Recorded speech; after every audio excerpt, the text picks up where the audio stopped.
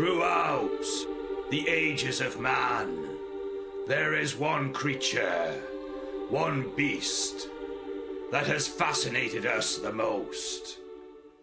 A creature that humans told stories about long before dinosaurs were ever discovered. If the existence of this beast is true, then it is simply the greatest predator that ever lived. Even the mighty Tyrannosaurus Rex would have had no chance against this fire-breathing, flying beast. It would have simply been the greatest killing machine Earth has ever invented. 65 million years ago was the Cretaceous period. It was a time of giant predators. But we are not talking about 20-stone animals like lions or tigers. We are talking 8 tons wrapped up into a killing machine called Tyrannosaurus Rex. It sounds great, being at the top of the food chain. You are unrivaled, and no other creature will attack you and kill you. However, you are completely dependent on the creatures on which you feed.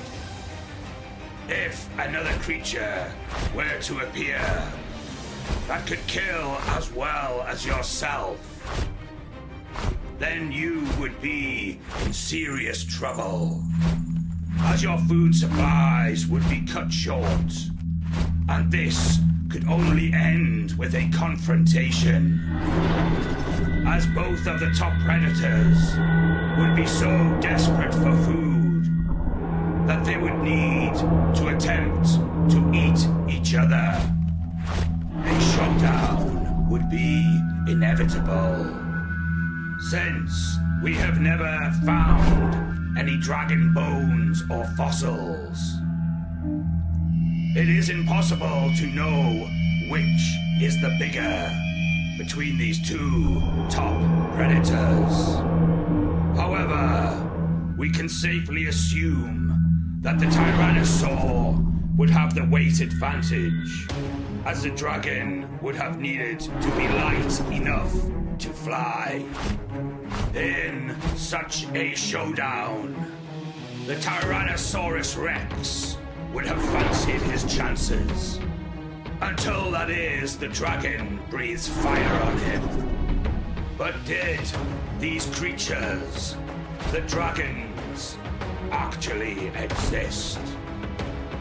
The truth is, it is hard to say. The reason it is hard to say is that, as mentioned previously, we have never discovered any dragon bones or fossils. In the same way, we have discovered lots of dinosaur bones and fossils. But could there be an explanation for this? One possible theory is that the bones of these large beasts could have had to have been so light in order for them to fly that they could easily be broken down and decomposed.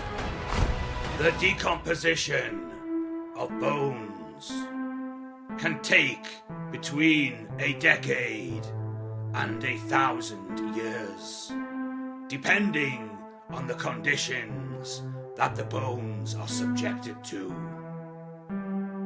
If bones are kept dry and are wrapped up to protect them from the elements and bacteria, then they can last for thousands of years. We know this because of the mummies of Egypt. They have remained largely intact for over 2,000 years. However, if you take the same bones and place them in acid-wet soil, they could be completely decomposed within 10 years. It could be that the dragons that existed so long ago were not ever that numerous, and therefore the few that died in that period just happened to fall into such soil, resulting in there being nothing left of their bones. It could be that the dragon itself makes the soil acidic, and therefore, in effect, the dragon dissolves itself. As legend would have it, dragons could breathe fire, but many scientists suggest that in fact this was just a primitive way of describing the fact that the dragons could spurt acid from a gland in their throats. Early man would not have known what acid is, and therefore, having had this acid spat at them, would think of it as being fire, as it would burn their skin. This may seem far-fetched, but in fact, there is a creature alive today that can do this very thing, the Bombardier beetle. When the Bombardier beetle feels threatened, it releases a range of toxic chemicals from its abdomen that can burn or even kill other insects. So it could be that the massive glands inside the dragon rupture and break down, and therefore the release of this acid could have broken down the dragon bones, leaving nothing behind after many years. This could especially be the case if, as mentioned before, the dragon bones were light and hollow, just like the bones of the birds we see today. In order for any creature to fly, it must first overcome its own mass or weight. The heavier the creature, the harder it is to take off. It is this power of the wings to weight ratio that must be in place in order for a creature to lift from the ground. Lighter bones can make a creature more brittle, which is obviously a disadvantage in terms of the dangers of hunting and being hunted. Because the dragon can fly, as a result of it being lighter due to this brittleness, it has replaced strong bones with a massive advantage, especially since it can also breathe fire or acid. In fact, the dragon need not get involved in confrontation at all. If a large beast like a Tyrannosaurus Rex moves to attack it, it can either breathe fire or acid at it, or simply fly away. However, it could be more than light bones and powerful wings that allowed the dragon to fly. Many think that the dragon must also have had some kind of gas chamber inside of its body.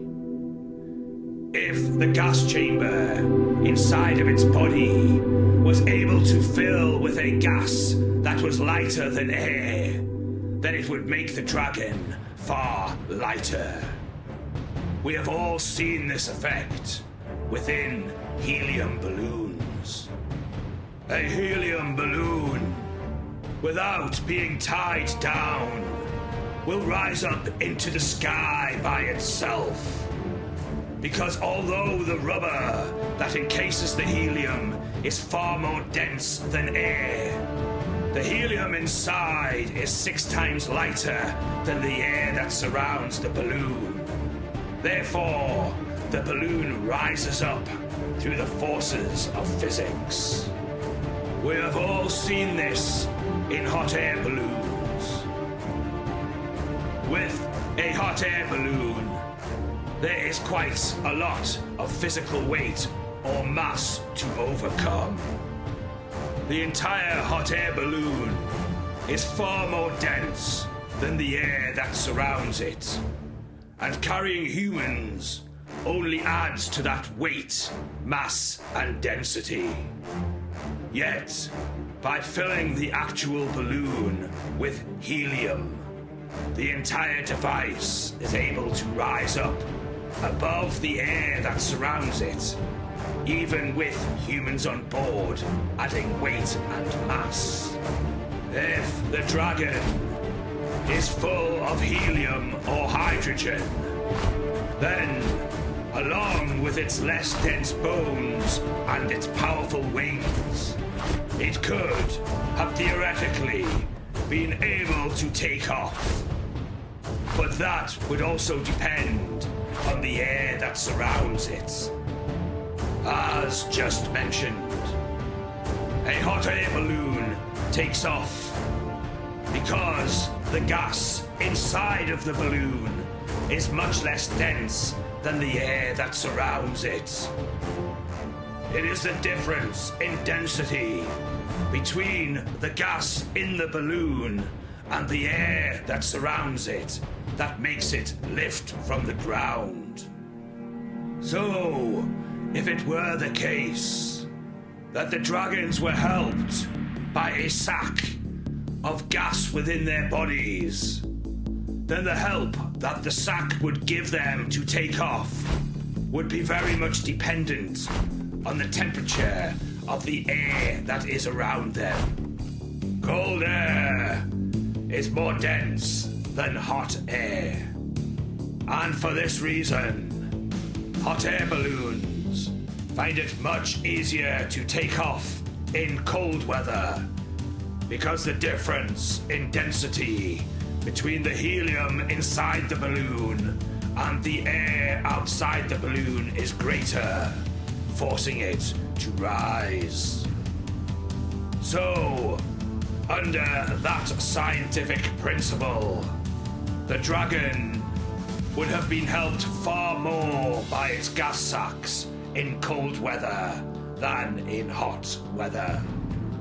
It is also worth noting that the effect or push of the wings of the dragon will be far greater the higher the density of the air. The more air molecules that the wings are pushing against, the more of a push will be produced by the flapping of the wings. So, while the dragon would have been able to take off in cold weather that has dense air, it may have struggled or not been able to in hot air that has a much lower density. But what gas could have been present inside the gas sacks of the dragon? As mentioned before, helium is 6 times lighter than air, so helium would have been a great help. However, hydrogen is 14 times lighter than air, so it would have created an even bigger uplift.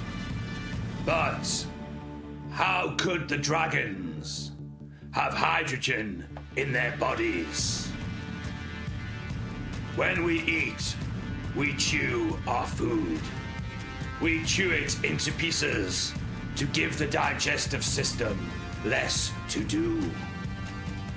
It gives the food a higher surface area so that the acids and bacteria in our stomach are able to make more contact with the food and permeate it.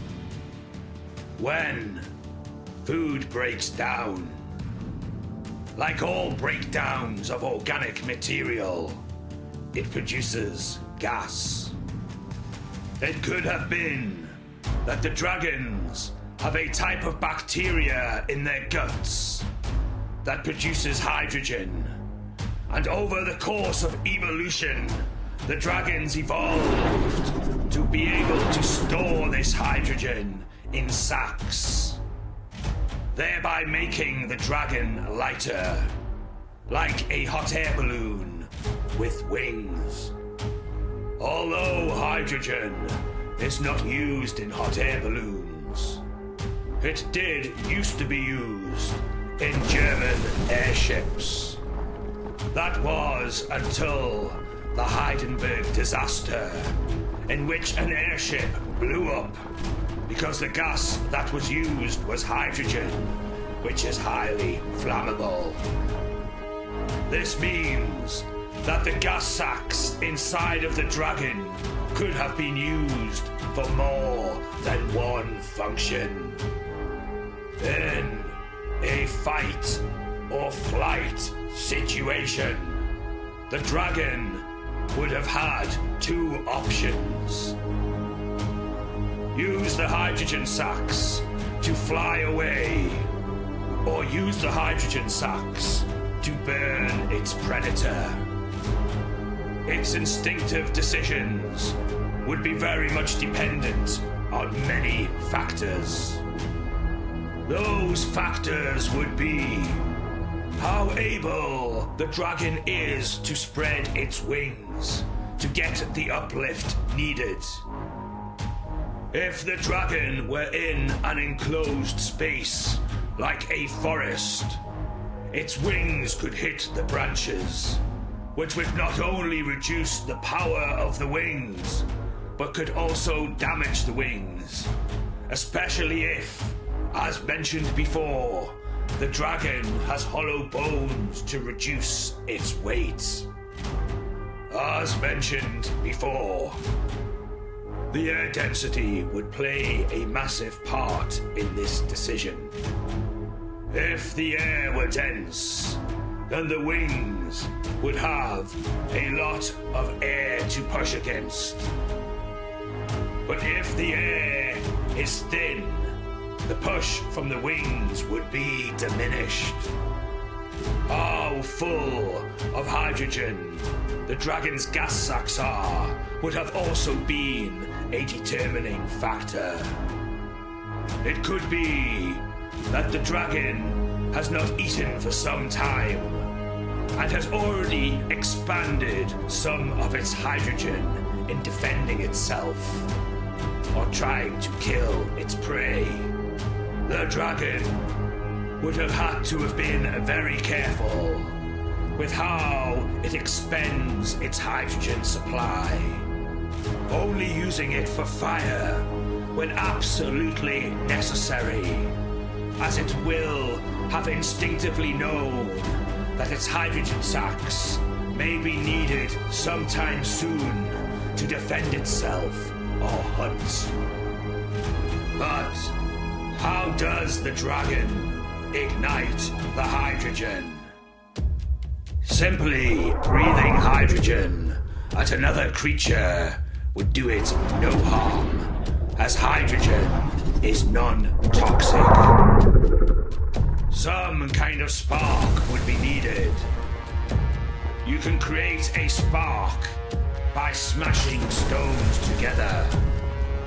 A lot of animals eat stones to help with their digestive system. These stones are referred to as gastroliths. This is common in crocodiles, alligators, herbivorous birds, seals, and sea lions. Domestic fowl also ingest grit, with ostriches swallowing stones as large as 10 centimeters long. So a fully grown dragon could probably ingest stones as large as 30 centimeters in length. So when the dragon wanted to ignite its hydrogen sacs, it could simply smash these stones together to create a spark, and then exhale the ignited hydrogen from its stomach by suddenly compressing its stomach to force it out whilst exhaling. However, if this ignition happens inside of the dragon, it could obviously hurt the dragon as well. So it would hardly be a well-designed and well-evolved biological function. It would be much less dangerous if the dragon were able to pump the hydrogen into a tube that runs to a valve in its mouth, and then be able to ignite it as it is literally exhaled from its mouth by grinding some kind of hard rough surface at the end of the tube. This could still cause some damage to the dragon's mouth, but if it has evolved this function over many thousands of years, then it will likely have some kind of heat protection tissue lining the inside of the mouth and the tissue around it. Another biological mechanism for igniting the hydrogen gas that is being exhaled would be that the dragon has evolved to have some kind of catalyst embedded in its throat or even on its teeth. Having the catalyst on the dragon's front teeth would be the best mechanism, as it would mean that the hydrogen would be ignited further outside of the dragon, thereby reducing the chances that the dragon could be injured by the flames.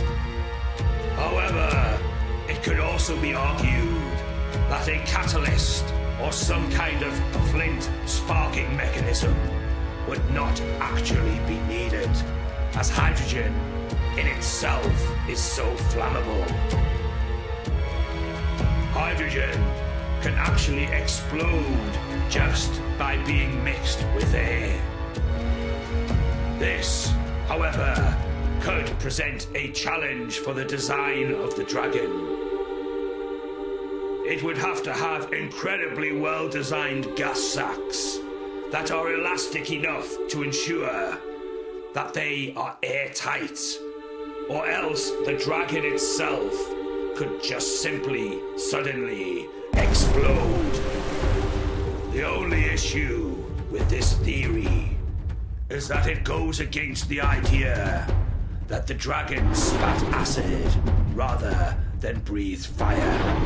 And this then removes the theory that these creatures were so very acidic in nature, and that is why we, so far, have never found any bones or fossils of this mystic creature. So, for what other reason could there be no bones or fossils for this creature? One theory could be that tribal people who saw the dragon as a mystical, magical creature may have used the bones for food. Bones can be used for making soups and broths. And because these creatures would have been viewed by the simple tribal people as magical beasts, perhaps its bones could have been used for witchcraft or religious reasons. This is plausible. However, would such a practice be carried out across the globe? Such customs are usually just the custom of a particular tribe or community. And with dragons being able to fly, it would be unlikely that such a fate would befall them all across the globe. It also does not answer why we have not come across any bones or fossils from dragons. that lived before humans came into existence. If dragons were around during the reign of the dinosaurs, then there would have been 65 million years of them living and dying without humans coming into existence to be able to remove their bones and therefore leave no record of them at all. It could be that these amazing creatures evolved after the death of the dinosaurs. But could they have only been around for the past 200,000 years or so that modern man has been around, so that it is plausible that tribal mankind could have removed any evidence of the dragon's existence? It is possible, but then you have to ask the question of what creatures the dragons evolved from. Even today we have dragons, but not as such.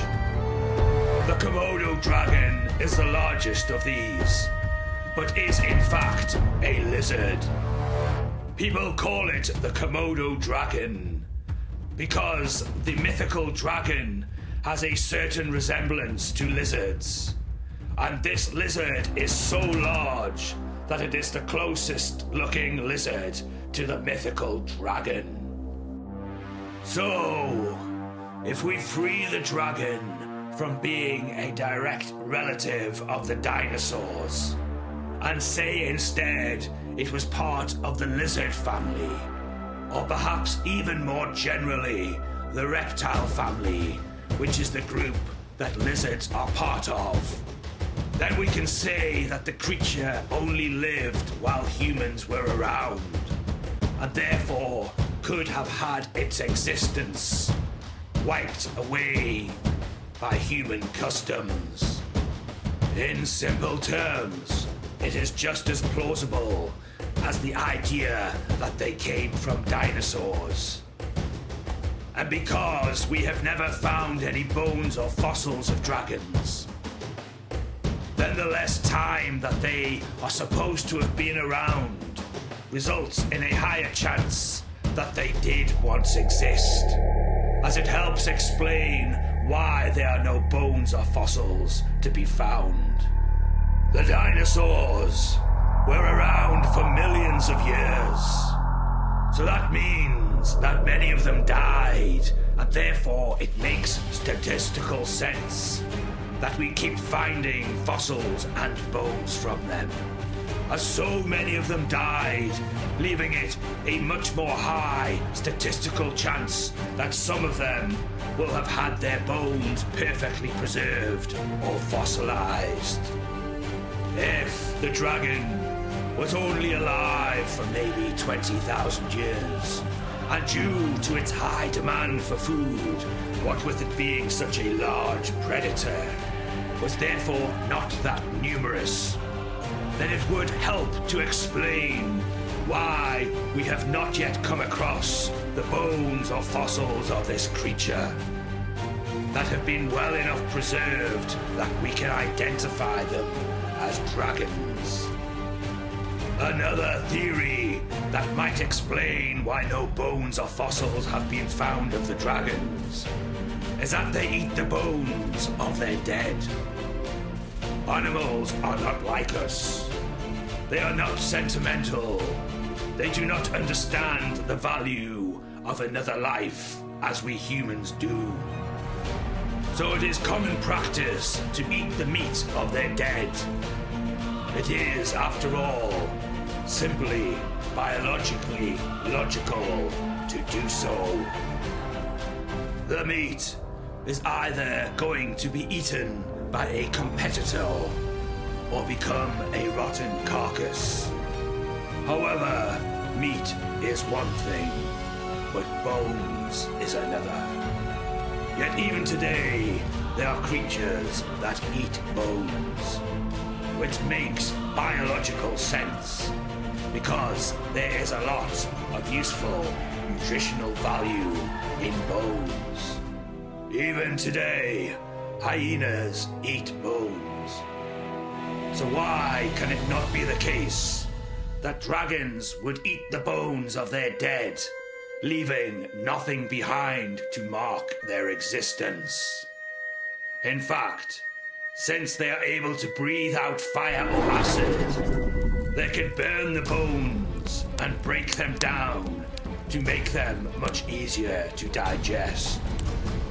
But if dragons had such advantages as predators, then why did they die out? The dinosaurs died when an asteroid the size of Mount Everest smashed into Earth, causing massive fires which blocked the sun's rays, resulting in plant life struggling to grow. This meant that many of the herbivores died, and as a result, so did the predators that fed on them. Also, the sulfur from the asteroid was spread into the atmosphere and came down as acid rain, which killed nearly all the marine life on the planet as it turned the oceans of Earth acidic.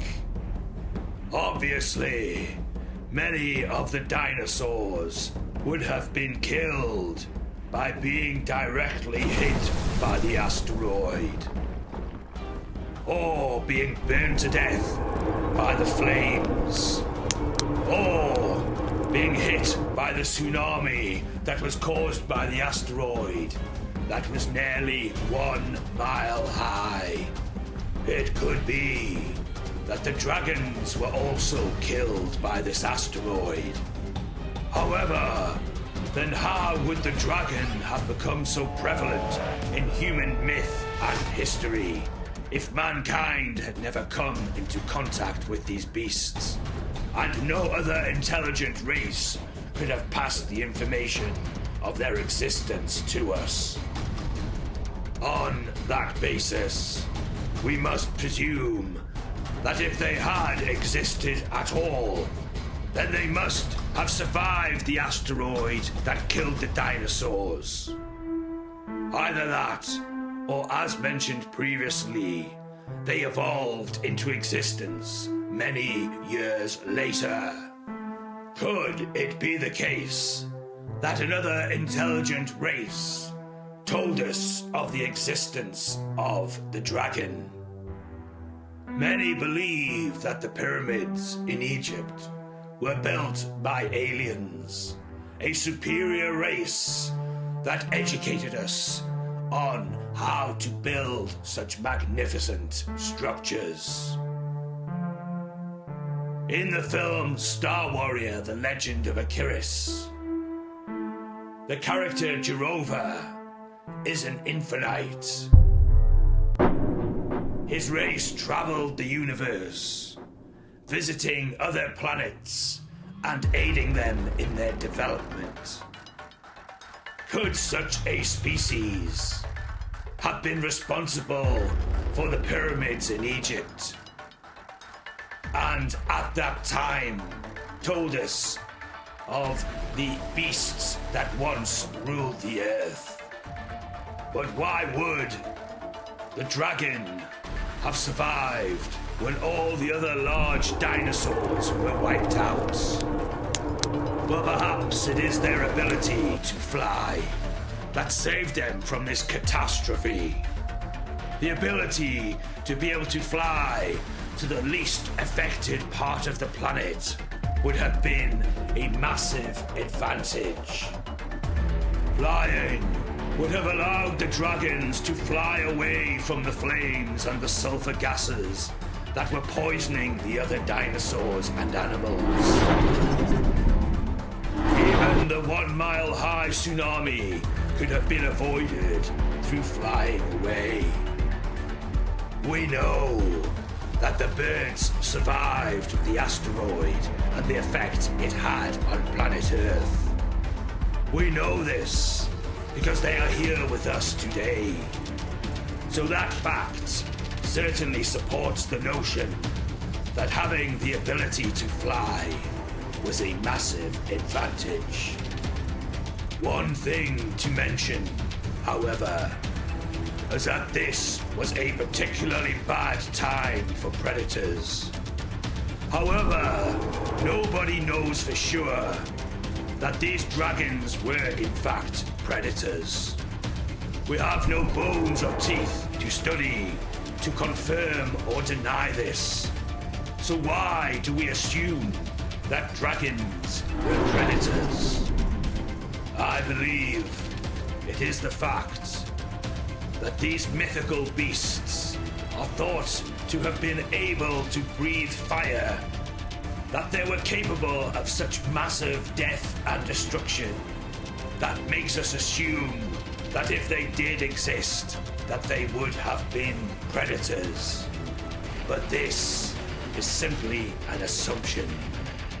The dragon's ability may simply have been a defense mechanism. That is the case of the aforementioned Bombardier beetle. Besides the ability to fly, birds had one other massive advantage in this situation. It was their ability to eat and digest many things. It could be that the dragon had this ability also.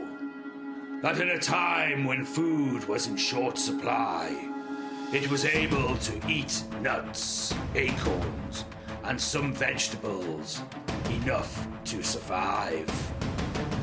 So what is the argument to say that dragons actually existed? One argument that supports the one-time existence of these creatures is the fact that they are dragon legends from so many countries on the planet, and that many of these countries or communities could not have passed these myths on to each other because they had no contact at all. Well, this may be true, though it is thought that certain tribes did not mix and were completely isolated. That may not actually be the case. Just because we are not aware of travelers having visited other tribes does not necessarily mean it was not the case. After all, going back 10,000 years, there was little to no recorded history. It is possible that travelers visited other tribes and settlements and told stories of these mythical beasts. In the UK, there is a legend of George and the Dragon. It is said that the dragon was extorting the villagers by making them pay tribute, but when they ran out of livestock and trinkets, they were forced to offer human sacrifice. This was surprisingly acceptable to the villagers, until one day the dragon asked for a princess to be given as the next human sacrifice. So therefore St. George rode off and killed the dragon. This story is interesting because it gives the impression that the dragon was consciously extorting the villagers of their wealth. What would a dragon want with trinkets? Could this dragon be a metaphor for a group of outlaws who perhaps had a dragon on their bannerments? The country of Wales still has a dragon on its flag today. So it could be that St. George, having heard of this extortion, mustered up his men and went after the band of outlaws, wiping them out and saving the village. This is perfectly plausible. As stories get warped and exaggerated over time, However, if we stick with the idea that the dragon in this story is the actual beast, whose only aim, as is the case with all beasts, is to be fed, then this extortion sounds very similar to how mankind became best friends with dogs. Dogs are bred from wolves, who are in fact predators who hunt in packs. So at one time, man and wolves were serious competitors, and would have not only killed each other, but would have competed for prey. Having found where the humans lived, the wolves would have therefore had two reasons to attack the human settlement. Surrounded by wolves and completely outnumbered, the humans would have had only one way to survive, and that was to fill the stomachs of the wolves. Animals do not kill for the sake of killing. They do so because their stomach tells them to. So the humans threw the wolves some of their catch from the day before, and having filled their stomachs, the wolves departed, as they had no reason to be there anymore. A few days later, the wolves returned, so the humans fed them again. And so the wolves began to see the humans as a guaranteed food source. The wolves were in effect extorting the humans, just as the dragon had in the story of George and the Dragon. It may be that the dragon in this story behaved in a similar way, but rather than the humans eventually realizing that the wolves would now protect them from other prey as they see the humans as a valuable food source, the dragon in the eyes of the humans could not be tamed. With its ability to breathe fire, the dragon was simply too dangerous to be kept alive. And so St. George went on a mission to kill the dragon. It is interesting that most depictions of dragons in China do not have the beast with wings, that instead the creature is able to fly through its mystical powers. What is interesting about such a creature is that it is more serpent-like and therefore much more like a snake. Certainly, from a biological classification point of view, the Western vision of the dragon is so different from the Chinese version that it would undoubtedly be classified as a different species. In fact, it is said that the Chinese dragon is made up of parts from other animals. The Chinese dragon is said to have the body of a snake, the antlers of a deer, the talons of an eagle, the soles of a tiger, the scales of a carp, and the eyes of a demon. So this is a very strange beast indeed, that is simply born out of mysticism, that could not feasibly be a real creature from the past in archaeological or biological terms. So, therefore, one must ask the question, was there such a thing as a real dragon born out of a family of dinosaurs or reptiles, of which the word was spread to the Chinese, and then they put their own mystical take on it? Or was it the other way round, where Westerners heard the tales from the East and then proceeded to almost rationalize the myth into that of a beast that could have plausibly existed. No matter whether you believe that dragons once existed, nobody can deny that they have their place within the folklore of the human race. Maybe in some time in the future, we will discover the bones of a dragon. And this will change our perception of the beast and the evolution of the creatures of our planet.